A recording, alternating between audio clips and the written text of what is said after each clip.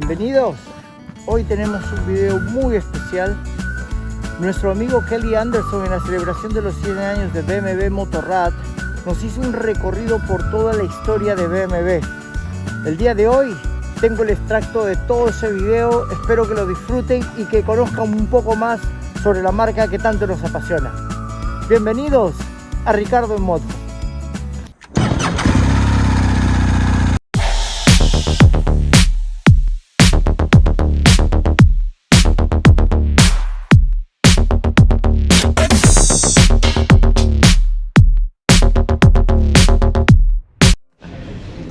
So I just wanted to thank, my name is Kelly Anderson. For those of you that don't know, I'm the general manager at both High Road Vancouver and Langley. I really want to thank you guys all for coming out to this event. Number one, it's obviously been a challenge to do events over the last number of years, and obviously with things relaxing and opening up, and timing couldn't have been better, to be honest, you know, to host a 100-year anniversary party for BMW. So thank you guys so much, you know, for showing up to the event. I want to turn around and just give a quick, you know, 15-20 minute chat on history of BMW. But before I do, all right, so let's talk about, you know, BMW and the 100 years of history. So if we subtract 100 years, it should be what? What year? 1923. Interestingly enough, if you look into BMW, that's not where they actually say their start came from. It was actually 1916, but it's a very complicated first part of history when it comes to BMW. In 1916, their roots kind of came from a company that was BFW, and I'm not going to pronounce the German word, but it had to do with airplanes, essentially. Yeah. It was an engine factory, an airplane factory. And so BMW really started kind of at that stage.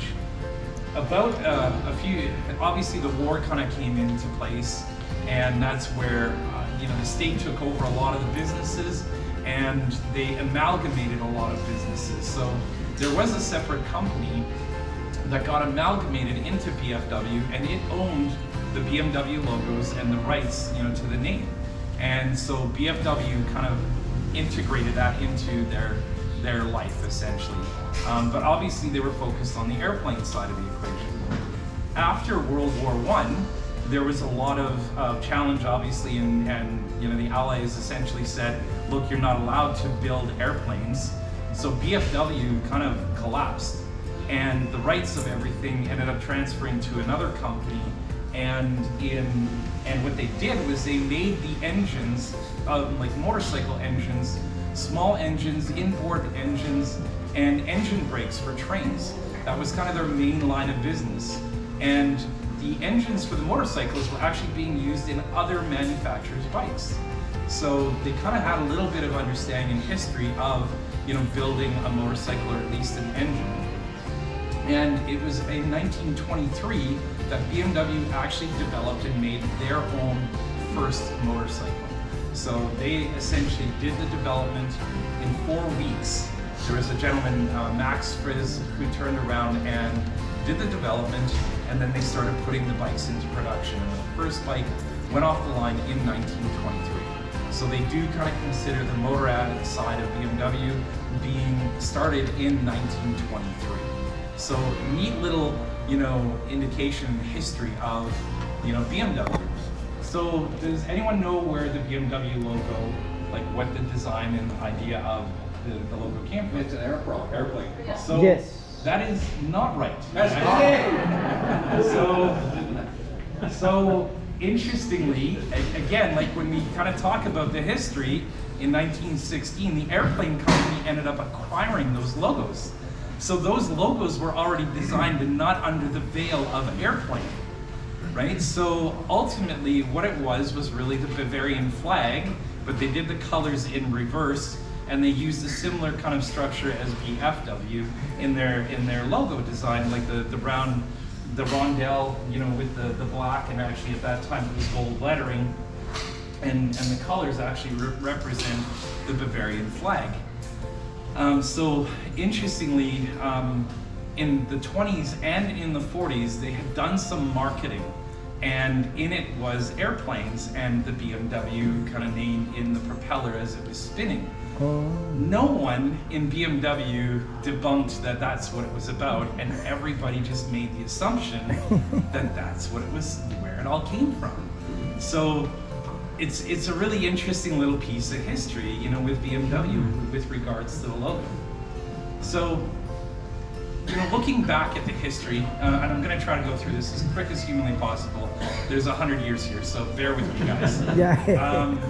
So the 20s, obviously, after the war, interestingly enough, they really took off, and they really started doing really well, you know, in the motorcycle world. And even early on, BMW was really engaged in competition. So they did racing even way back in the 20s and 30s. And in 1936, they came up with the R5, which was actually the inspiration for the R18 model that I'm sure you guys are aware of, that they have currently. You know, the lines of it, the open shaft drive, the engine was also something that was really critical and well known for being just a really good design, because you had that flat twin with the cylinders sticking up the side. What happened was in places like Africa where there was a lot of heat, those engines actually outperformed a lot of the other manufacturers. And companies like Indian, and I can't remember the other one, they turned around and actually were copying the design, you know, to be able to kind of compete and have their engines perform in those kind of hot conditions. So BMW was very innovative in the early years. They did lots of racing. They set records. I think it was 1937. A gentleman turned around and did 279.5 kilometers per hour. Think of that, in 1936, 280 kilometers an hour on a motorcycle. And I'm trying to remember what the other one was, the other big competition. Oh, the Isle of Man TT.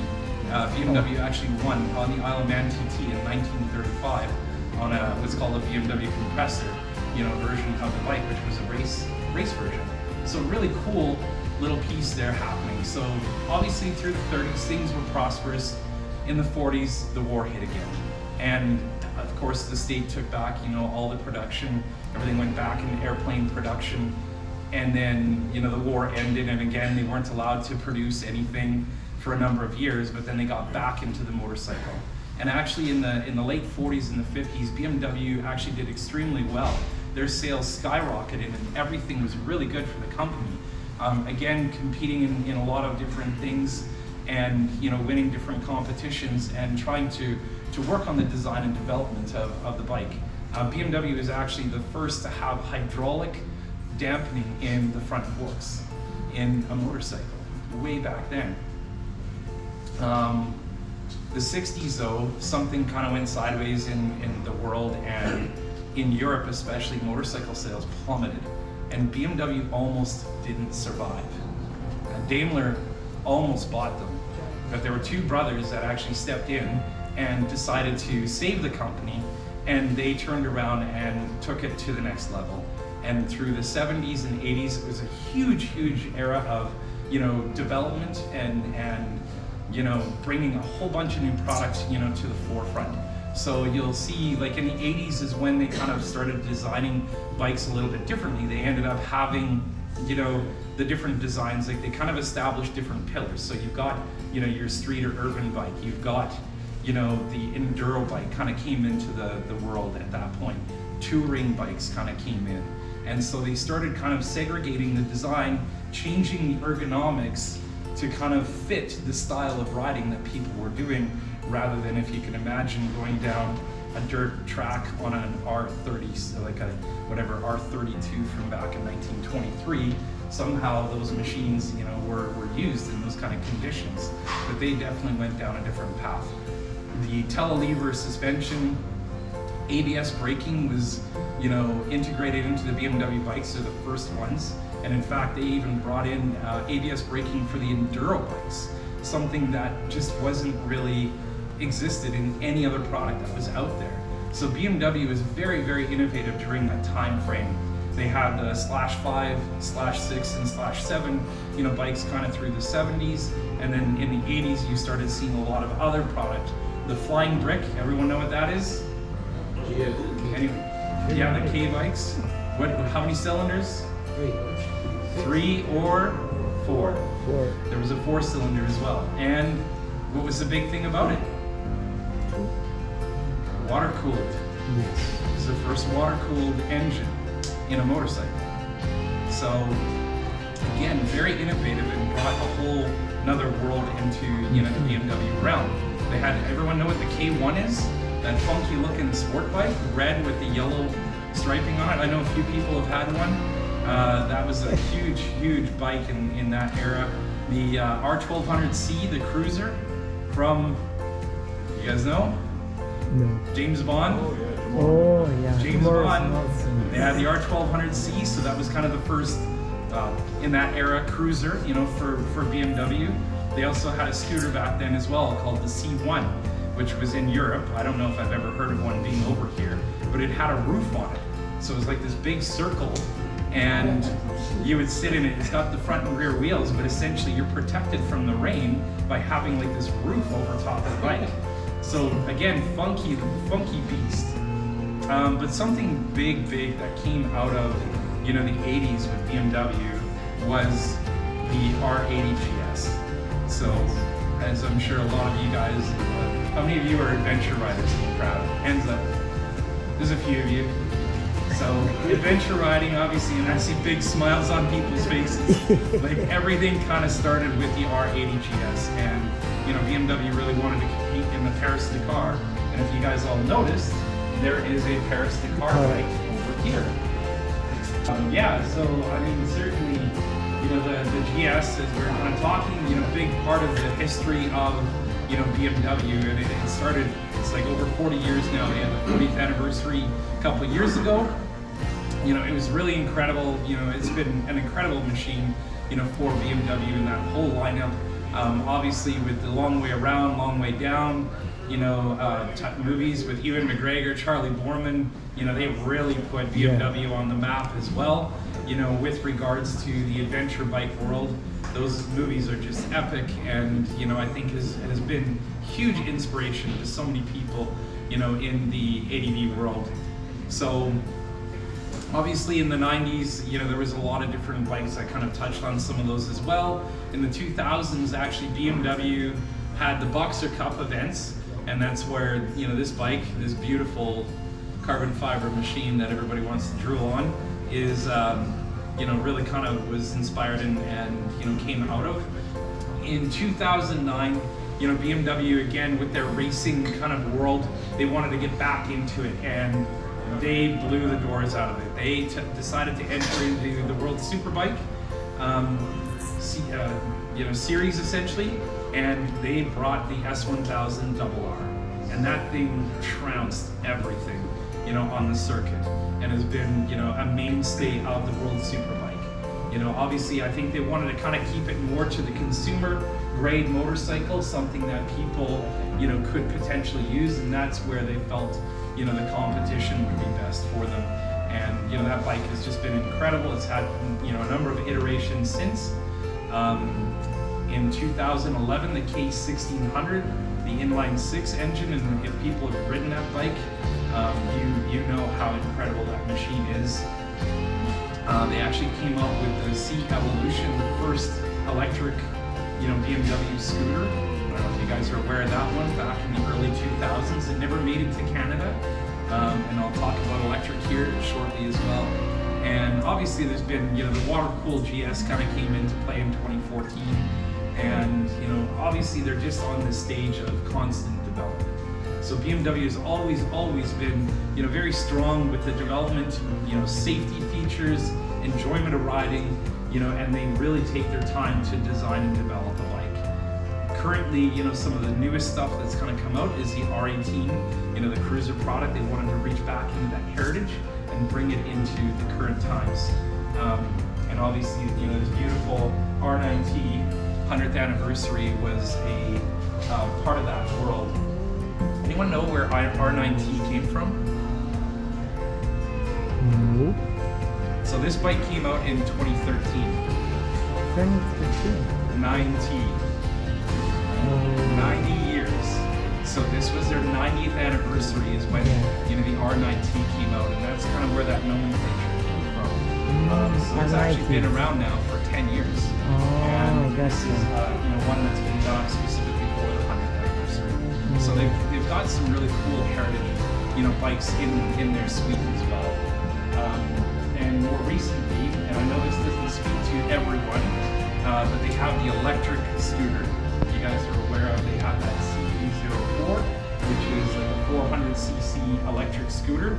We actually have a demo. It's in our Langley store right now. The thing is a hoot. It is incredible. Now BMW, I know a lot of people are not really into the whole electric thing, especially with motorcycling. They love the combustion engine, the sound, everything that it kind of gives, the vibration. It's all part of the experience of motorcycling. With electric, BMW has recognized that this is not something that's really going to be a huge thing for a long time. Okay, and again, I know people are a little bit worried. There's always talk with Tesla and all these other companies, that electric is something that's kind of on the way. BMW knows that technology is not there. The battery technology, the charging technology just isn't there yet. So they do want to make something that showcases to people that they're relevant, that they're looking at it, they're part of it, but they don't want to take a GS and make it an electric machine, because it's not physically possible. Same thing with the big touring bikes. So that's something that's going to be 20 years down the road, before we really start seeing that end of the equation. So don't worry, guys. The combustion engines are around for a while yet. But their intent to be part of that revolution as well. They've also got a bike called the Ambi, which is more of a hybrid motorcycle bicycle kind of thing. And it's really cool because they've actually built in geofencing technology to it. So if, say, you're riding in the city, it actually limits the power down so that you can't be a complete idiot in the city at high power. And as soon as you get onto, trails in the countryside or whatever, it's outside of that mapping zone and it amps up the power so that you can actually go faster. So again, innovation. So big part of, BMW into the future.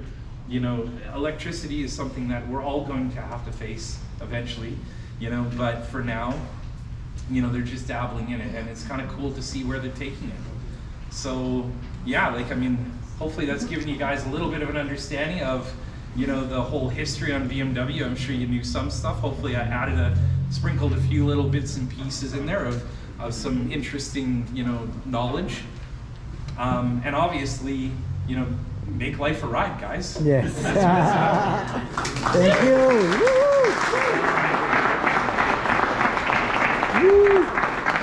So just quickly, but guys, why do you